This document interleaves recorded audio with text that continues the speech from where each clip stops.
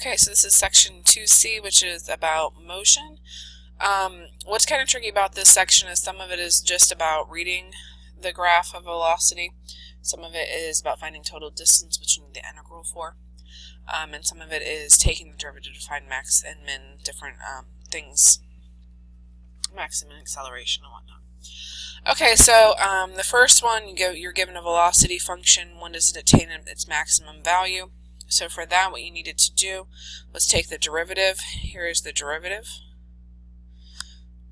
Set it equal to 0, and you see that at e, there's a critical point. Evaluate e into your derivative. I'm sorry, something to the left of e, something to the right of e, and kind of get an idea of whether or not it's going to be positive or negative. You're looking for negative to positive. Looks like I missed mine up. Sorry, that should be positive to negative, which is going to give you your local max that you're looking for. Particle straight line. So here's another velocity. How far does the particle move? So in this one, this is one where you have to take the integral. Your antiderivative is 1/3 t cubed. Evaluate it from 1 to 2. Should get 7/3. This is you're given an acceleration. And then it tells you a few things. It tells you that your velocity at 1 is 25.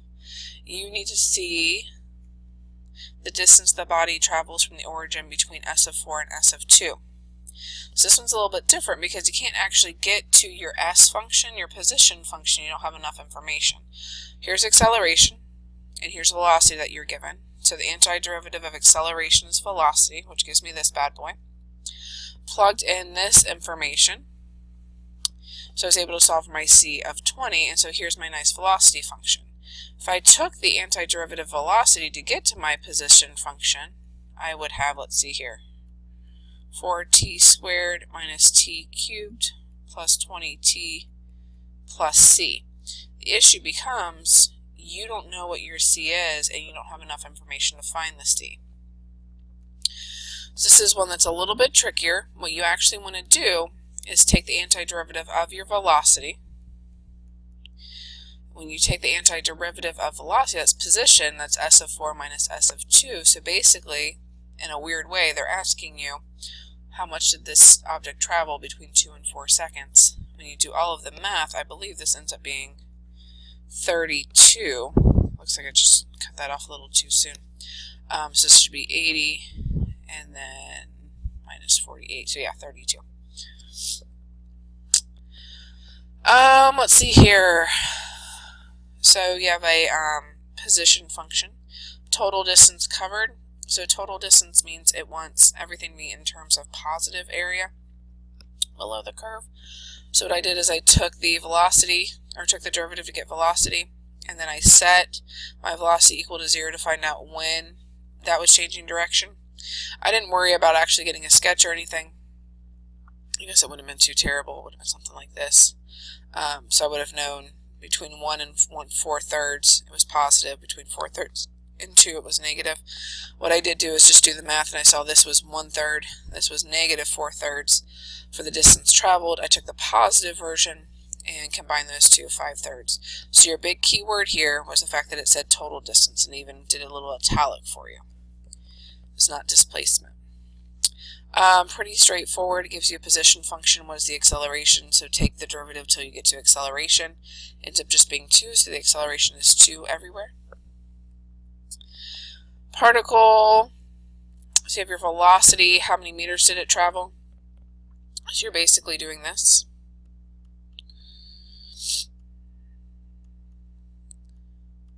I split it into 2 separate integrals, and then brought them back together when I took the antiderivative, and ends up being 80. So this is a position function. Average velocities. This is something we didn't see a lot in this application. Average velocity is average rate of change.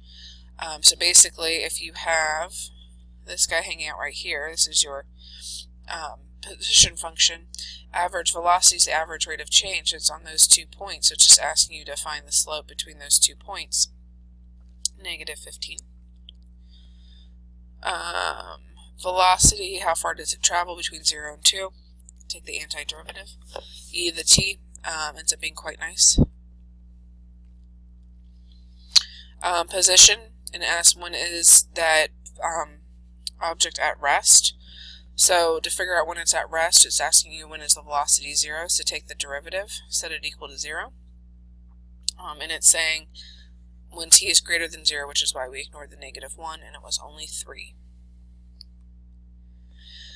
Acceleration is given by this guy. This one is nice because it tells you two things. When velocity, or when time is 3, velocity is 25.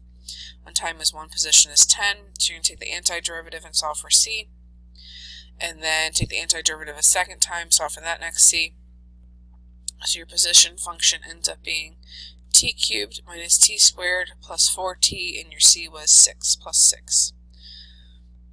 So that one was a nice one, pretty straightforward. You're doing 0 to pi. You have a position function. What is the velocity when the acceleration is 0? This was calc active, just so you know. Position, derivative, derivative. You need to find when your acceleration is 0. Use your calculator. That happens when t is equal to 1.3181161. Take that t value, plug it into your velocity. So when acceleration is 0, your velocity is 2.555. You've seen this one a few times, so let's see here. This is your lovely typical velocity graph. So this is when we're going to the right. This is when we're going to the left. So at t equals 6, we go from the right to the left, so that would be a change in direction. Total distance, so be careful with this one. You're basically looking at, make these regions. So here's some triangles. These regions. So I think this guy ends up being 3, this guy is 6, this is 3, and this technically is -1, but we want total distance, so you're going to say just +1, and you should end up with 13.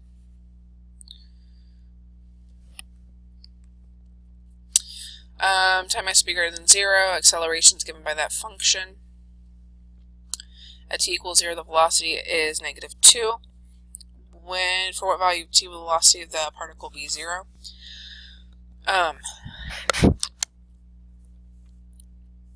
Needed to take the antiderivative. Don't forget your plus c. Solve for your c. There's your nice velocity function. Set it equal to 0. Use your calculator to find your x-intercept on your velocity graph. Particle moves along the x-axis. This is your position. For what value of t is the velocity of the particle 0? Take your derivative, set it equal to 0. Maximum acceleration, this one was a little bit different. You're on a closed interval of 0 to 3. They don't really explicitly state that except for outside of just giving you that inequality. Here's velocity. In order to find max acceleration, what you're looking for is a critical point, or where it goes from increasing to decreasing. So basically, you take your derivative, and you get this bad boy. He is not factorable, and in fact, he is always increasing on that interval from 0 to 3. So the fact that he basically looks something like that from 0 to 3, he's always increasing. You evaluate your endpoints when you have time equals 0, your acceleration is 12. Time equals 3, your acceleration is 21.